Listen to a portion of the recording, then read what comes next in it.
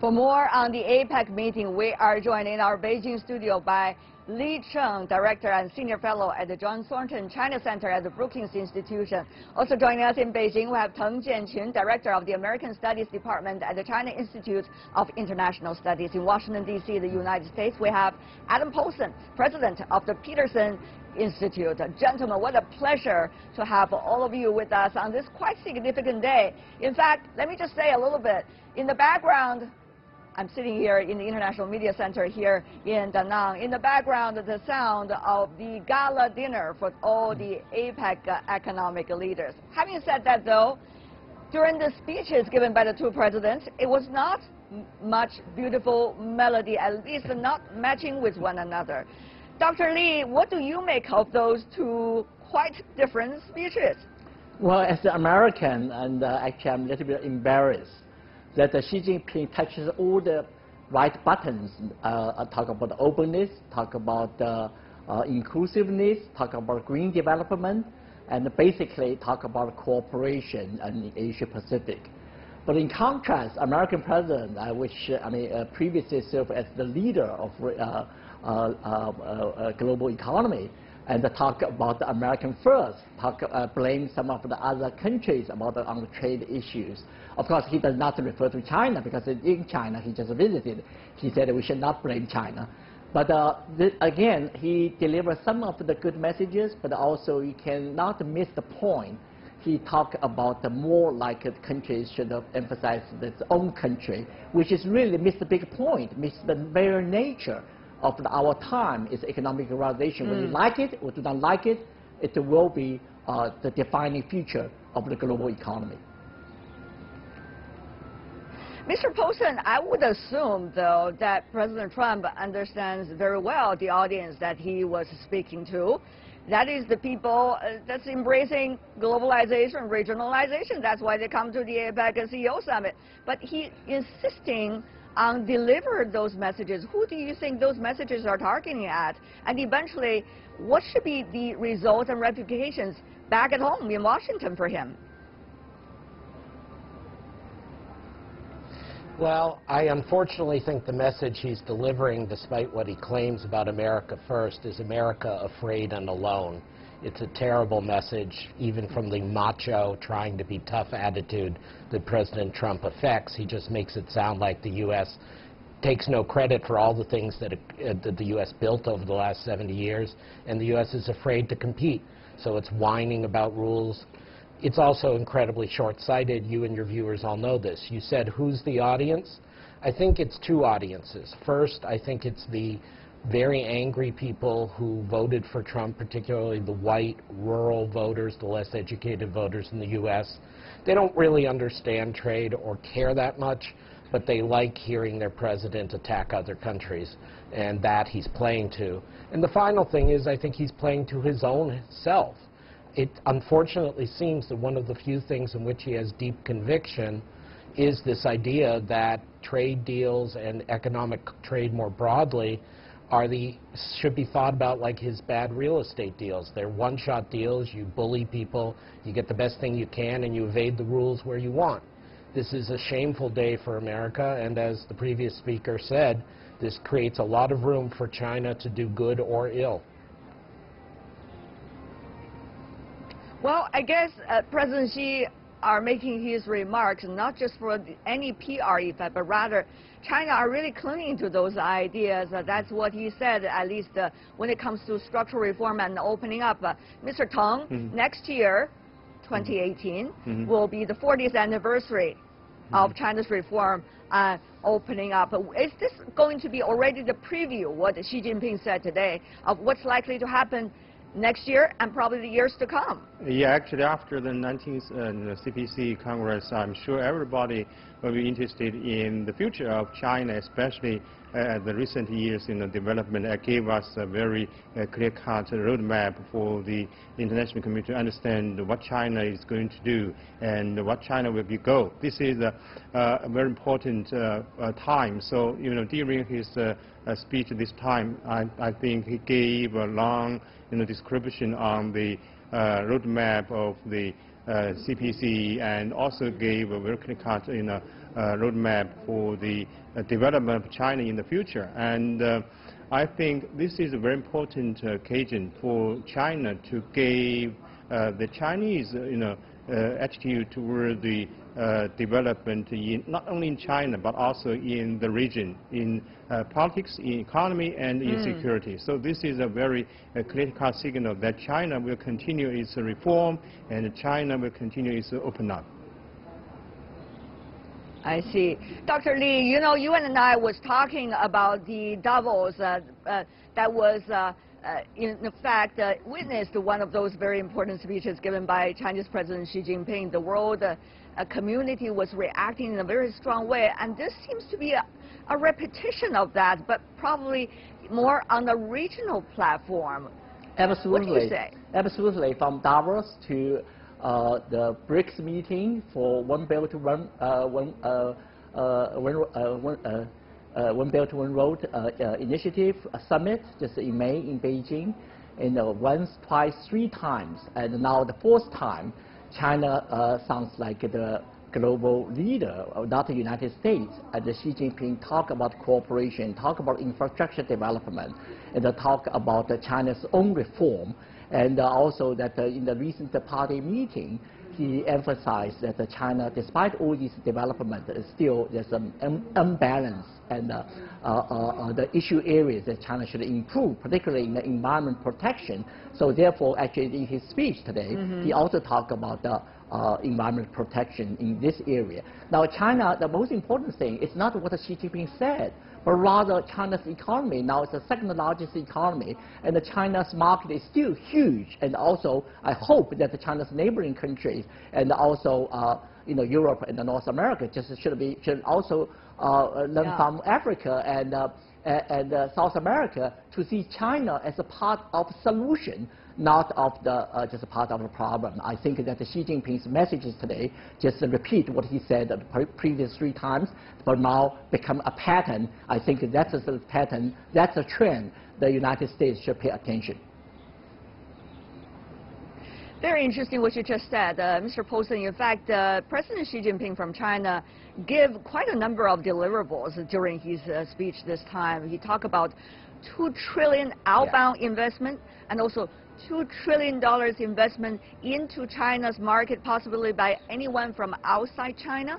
And he also talked about the first ever import expo China is going to host next year in Shanghai. All of these are very concrete deliverables.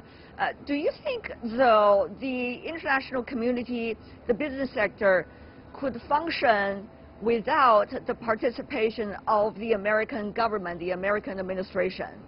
It seems that China gave a blueprint. People also want to jump on that wagon, but without America, can the rest of the world do it? Yeah. Yes, the rest of the world can. It would be worse off for everybody, particularly for the U.S., but for China, for Europe, emerging Asia, if the U.S. goes down this isolationist, cowardly road. But it is just as the U.S.-led order functioned without China and without the Soviet bloc for decades.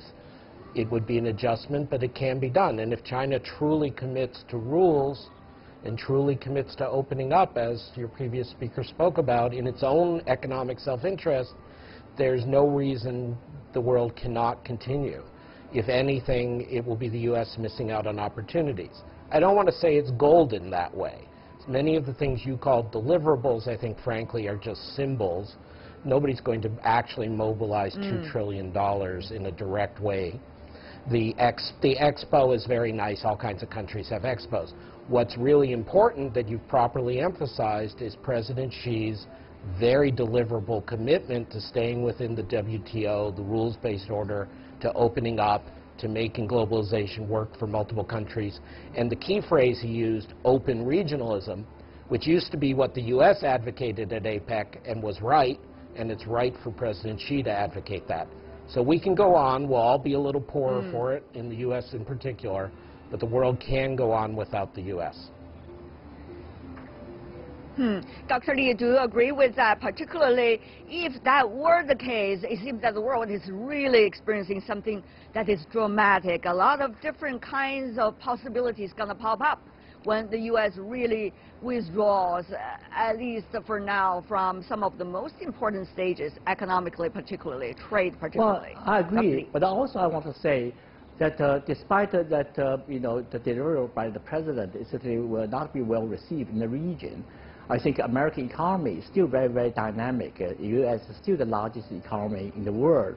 American business community certainly also will be very critical about some of the isolationist policy. Now, of course, on the trade issue, U.S. can express its concern and the fair trade and the rule-based development. But I think most importantly, we should really also understand the perspective of many other countries, and we should not bring everything to other countries. China certainly benefit from economic liberalization, but the United States also benefit from economic liberalization. And Xi Jinping, at one occasion, implied United States and China are two largest beneficiaries of economic liberalization. But the contrast today is just so overwhelming. So make people to be more concerned, not about China, but about the future direction about the U.S. economy and the role, the leadership role of the United States in today's world. So that's a kind of a concern come from that meeting. But at the same time, Mr. Teng, you see China not anymore reluctant to come to the center of the world stage, not anymore to strongly voice its own opinions and insights on some of the most critical issues of the world. But not China is really that much about so-called assuming the role of the leadership of the world. China do not necessarily want to have that title, or does it? Yeah, you're right. I don't think China is going to be a player or leader in this game. China would like to share its achievements, you know, after nearly 40 years of reform and development. China has become the second largest economy in the world, and China's political influence also, you know, intensified in the world issues, in regional affairs. So I think this time China is facing such a challenge, whether we should be a leader of the world or just maintain the original, you know, player in this game. So China, I'm sure the leaders are having very clear, you know, vision toward the future. China will not, you know, be a dominant player in the future in regional affairs or in economic development. Right. China would like to share, to you know, have in a community of common destiny. All right. Having said all of these strategic issues, let me also tap in some specific ones. Mr. Posen, you see that President Trump just came out of what he termed as successful and fruitful trip to China. $250 billion US deal signed by two sides, and today he was already accusing, quote unquote, some country of violating intellectual property rights. And also he said that the investigation was going on about those countries. So what do you think about the real nature of President Trump's belief when it comes to trade relations with China? Is this only temporary peace? Are we going to see much storm later? I'm worried we're going to see much worse later. I think he decided, because he enjoyed and was impressed by the treatment he had and by President Xi, not to make a mess of things while in Beijing. I mean, it's like President Nixon, who would say terrible things about Mao and the Chinese government while pursuing a policy. You can do that, but it was the flip side of Nixon, in fact. But I think the important thing is linking it back to your previous set of comments, that China rightly doesn't want to have sole leadership. It's too soon, too much. It's also a system. But there also are legitimate complaints from the U.S., from Europe, from other wealthy countries about China. The way Trump has spoken about them exaggerates them, misunderstands them. But intellectual property rights, cybersecurity, the role of state-owned enterprise, subsidies in international trade, dumping of steel, these are all issues which should not be the cause of trade war or outright conflict. They should be the cause of negotiated solutions or rules-based solutions. But it means that this $250 billion, which is not real anyway, is just something that Trump can say to his voters, just like he said, oh, I'm going to save this Carrier air conditioning plant, which is being closed. So, you know, that's not what this is about. Right. It was a smart tactical move by the Chinese government. It's what Trump wanted, fine, but it doesn't mean much. I see. Dr. Li, though, I mean, when you look at China and the United States, particularly in the speech given by President Trump when he's coming out of China, he praised particularly of Japan, for example. He also talked about the cultures in the region. He also made it very clear that U.S. want to develop something called the Indo-Pacific strategy without giving any interpretation about that specific phrase. Have you got any idea as to what it is? Well, there's inconsistencies everywhere in the U.S. policy towards the region and towards economic development. So it's what you cited is absolutely right, but it's inconsistent. And this is probably attributed to two things. One is that some of his speeches actually prepared by his staff members, they still preoccupied the mood, Donald Trump's early mood for criticizing China. And out of the context, he just had a very successful trip to China in many ways on the personal level and also on the level that the Chinese leaders agreed to, to give her some gifts, but also try to promote the openness and using Xi Jinping's word to make the cake bigger, so both countries can benefit. So, but he probably does not do a big homework to reflect what he just experienced in China. So we do not know whom he criticized when he talked about these trade countries and etc. Because he said in China he said that we should not blame China. So I think for the U.S. side, you need to see the consistency and the consistency between him and his bureaucracy and the consistency of himself. And but this makes the whole thing, his speech, just today very, very confusing. I see. Mr. Teng, my final question for you as well. You know, when the two presidents met in Beijing, they did not come out in a joint press conference, unlike a previous plan. And we also heard their speeches here in Vietnam went very different directions. Yeah. And you didn't see the two presidents appear later meeting the APEC business leaders together either. So what can we expect really about the bilateral relations? Are we already reading some storm in the teacup at least? No, I'm not. Very briefly from you, sir. No, I'm not so pessimistic about the future of the relation between China and the United States. Actually, during the summit in Beijing in recent 2 days, we have witnessed the great consensus between the two leaders. For example, the political cooperation in dealing with regional affairs, especially in terms of DPRK issue, and also the expansion of economic and trade cooperation. For example, during the early days, the trade actually mainly focused on the consumer goods, but now we are shifting the attention to the production goods. This is a very important and very big deal between the two countries, which should be a stabilizer for the relations between the two countries. Teng Jianqun, Cheng Li, Adam Posen.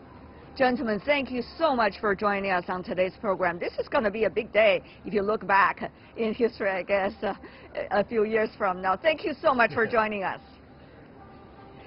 You're watching World Insight with Tian Wei, our APEC special coming to you from Da Nang, Vietnam.